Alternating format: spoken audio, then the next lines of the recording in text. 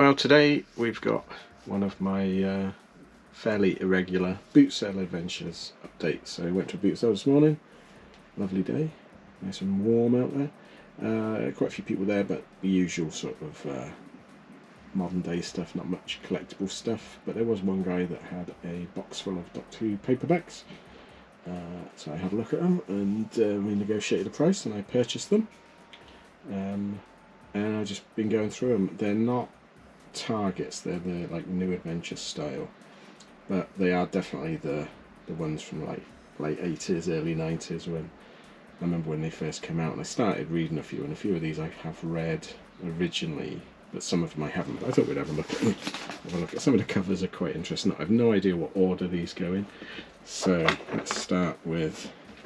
So these I think are the newest one because they've got different covers to these. These have all got this style of logo, and these have got different ones. So this one is Return of the Living Dead, which I think is quite a nice play on the Return of the Living Dead.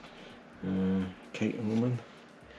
Again, I've not sort of read any of these. Oh, it's one with Benny in, who I just immediately think of Benny from Crossroads. If you've read any of these, let me know if they're any good or if any of them I should read. Looks like someone being abducted by a space yacht in a crop maze. You got the Hollow Men, which looked like the a David Tennant one with the scarecrows. That was based on a book, but I don't think it was based on this one. Unless it was based on sort of a mixture. Keith Top and Martin Day, they did they do Discontinuity Guide? Something like that. Bad Therapy, Man with No Face, and sort of a spear. He's obviously killed someone next to an old school or RAF station. Is it an RAF station? Let's have a look. 1950s London. Racist attack. So, okay, probably a message in that one. So there's those three which are the oddities. There's two here which are the adaptation of the film. These are all in really nice condition. And it looks like it's got some. Oh, it's got a photo section. It's alright. How to do this 100. Where am I going? That's nice, it's got some photos in it. All the photos had that blue tint, didn't they, at the time? So I probably will read that one. We've got Paradise of Death. I can't remember, there was two Barry Letts penned radio plays, weren't there? There was Paradise of Death and Ghosts of End Space. I can't remember which one was better. The first one was okay, the second one was utter poop. I think this might be the first one.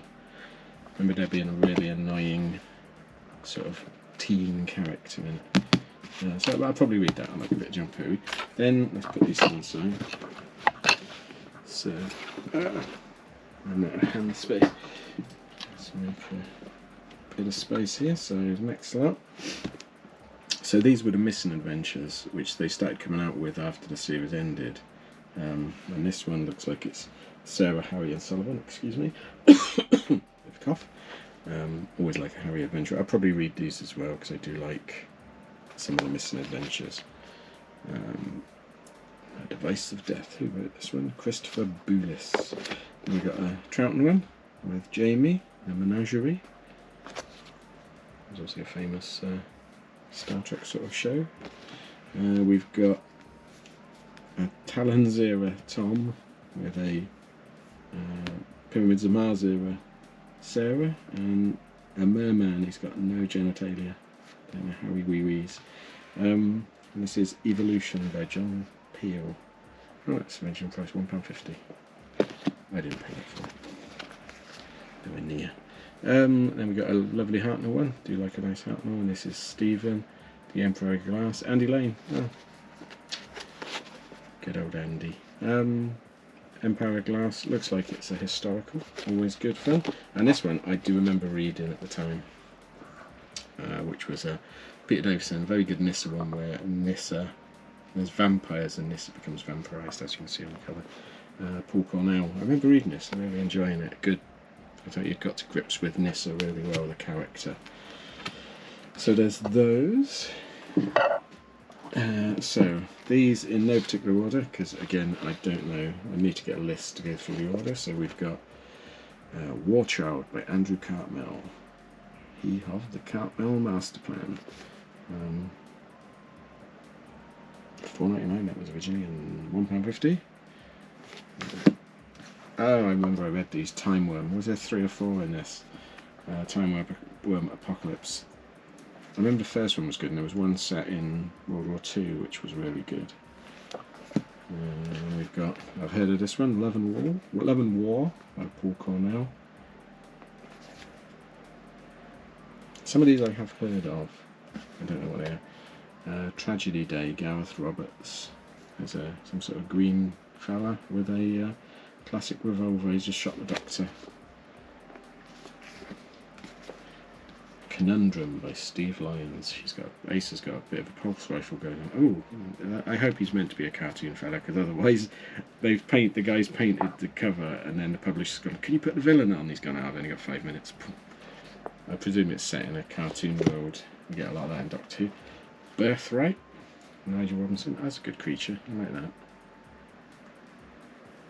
Pointy TARDIS roof. You'd think in this day and age you could get the TARDIS right, but never mind. Cat's Cradle, that was another series, wasn't it? 3 or 4 different ones. Warhead. I think it was about that point I gave up. There was just too many to read, and it was getting further and further away from what my sort of Doctor Who was. Parasite, Jim Mortimer. Not Benny. What's her name? Bernice? Benny? Oh, I remember this one. I read this one. No Future, Paul Cornell. The punk one. In London. Shakedown, which was a spin-off that didn't have the Doctor in it, and then they wrote the novelisations and put the Doctor into it. Shakedown, the video. That might be that one. That'd be good. Revisit that. Here's another Time Worm Exodus. And we've got Just War.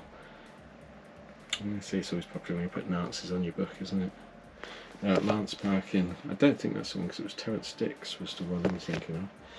And then in this pile, the final one we've got is Iceberg. David Banks. Oh, I remember this. He'd written this. Oh, is that why the TARDIS is weird? Did they change it? They kept changing everything in these books, didn't they? David Banks. I might read that one, see what that's like. Although I don't think it's got a good reputation. What we got here? Ooh, Screaming People. Deceit, Peter Darvill Evans. I don't know what that one's about. Transit, I've heard of that one. Wasn't that David Tennant one based on it with the macro in? It might be misthinking it. It might be just a similar name. Oh, Blood Harvest, Terrence Dicks. I remember that one. Another vampire one. I did actually buy that one after I'd given him up. Look at that. Corridor is the Nostromo. If she's not based on the Nostromo, stop stealing it. Yeah, they must have changed the TARDIS to something that's bloody awful.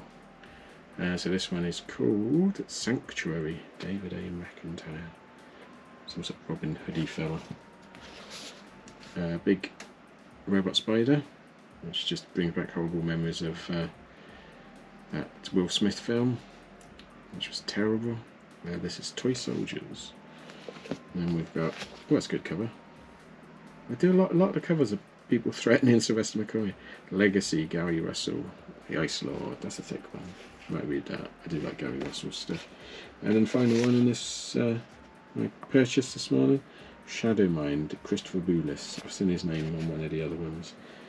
Stock sci-fi painting, no idea what's going on it. People sneaking into something with nipple lights going off. So yeah, so I got all of them. So I think it was 30 books. And I said to the guy, how much do you want for it? And he sort of rummed it out, and he went, a tenner. So I grabbed them. I'm probably not going to read a lot of them, but I thought a tenner each. They're all in pretty good condition. There's a couple with a few creases on, but that's a good reading bundle in it. So I know what I'll be doing for the next few weeks. I'll read them in the bath. But let me know if you've had any good boot sale bargains. You don't get a lot of Who stuff at boot sales now, and if you do, most people think it's worth a fortune, so they'll have loads of David Tennant stuff and Matt Smith stuff and go, oh, it's Doctor Who, it's worth a lot of money, and it's not. But this I thought was a good price, £10. If I'd have seen it like advertised in the classifieds or something, I'd have probably got it on eBay. But yeah, good stuff. Let me know if you've read them, let me know if you like them, let me know if I'm missing any. I know there's one called Lung Barrow, isn't there, which is the expensive one. I don't think any of these are worth much, to be honest. But if you saw any in there that you go, oh, that's a really rare one, let me know. Saves me Googling it. But thanks for watching. I'll see you again next time. Thanks then. Bye.